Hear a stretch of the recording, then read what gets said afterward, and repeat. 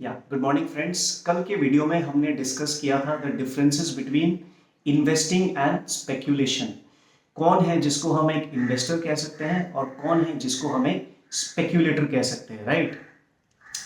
आज की वीडियो में हम डिस्कस करेंगे the different types of investors.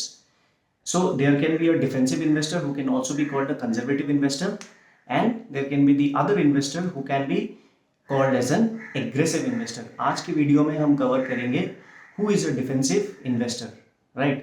Let's take the example from cricket. आप सबने राहुल द्रविड़ के बारे में सुना है, right? One of the greatest batsmen of his era.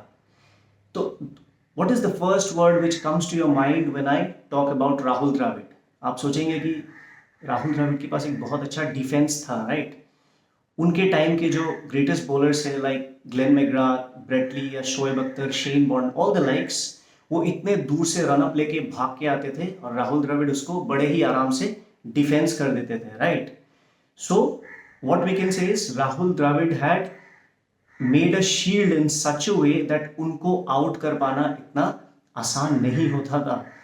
In cricketing parlance we would call it playing in the V, like not taking any risk, bat के full face से खेलना। That is exactly what Rahul Dravid used to do। उन्हें expensive shots इतना नहीं खेलना था। What does that mean? उनको इतना रिस्क नहीं लेना पसंद था, राइट। Which means अगर इस चीज को हम स्टॉक मार्केट पे लेके आए, a defensive investor can be called as someone who is not willing to take undue risk। Defensive investor को चल जाएगा कि थोड़ा रिटर्न कम बने, राइट, बट उन्हें अनड्यू रिस्क नहीं लेना है। सिंस राहुल द्रविड़ को आउट कर पाना इतना आसान नहीं था, that means a defensive investor का कैपिटल वाइप आउट हो जाए इतनी आसानी से, या फिर it is almost next to impossible कि एक डिफेंसिव इन्वेस्टर का कैपिटल पूरा ही वाइप आउट हो जाए, right. So you know defensive investor has a great shield. He और she is not willing to take the undue risk. इसका मतलब क्या है? Defensive investor is risk averse, right. Now you will say कौन से ऐसे इंस्ट्रूमेंट्स हैं, कौन से ऐसे इन्वेस्टमेंट एवेन्यूज हैं जिस पे डिफेंसिव इन्वेस्टर इन्वेस्ट करते हैं। फर्स्ट एंड फॉरमोस्ट इंडिया में सबसे ज्यादा प्रचलित क्या चीज है? Land, buying a land, right. जब एक आदमी एक लैंड खरीदता है तो वो रिस्क इतना नहीं ले रहा है, राइट, क्योंकि लैंड का वैल्यू तो हो सकता है लैंड का वैल्यू ज़्यादा ग्रो ना करे, बट यू नो दैट अगर आपने कोई लैंड खरीदा है तो कल को जाके आपने सपोज 50 लाख का लैंड खरीदा है, 5 साल बाद ऐसा नहीं हो सकता कि वो 50 लाख 25 लाख आ जाए, right.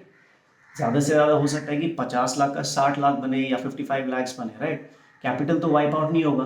That means he is not willing to take the undue risk. ऐसे और क्या क्या इंस्ट्रूमेंट्स हो सकते हैं? Fix deposits, PPF, gold, right, government bonds which is also called treasury bills.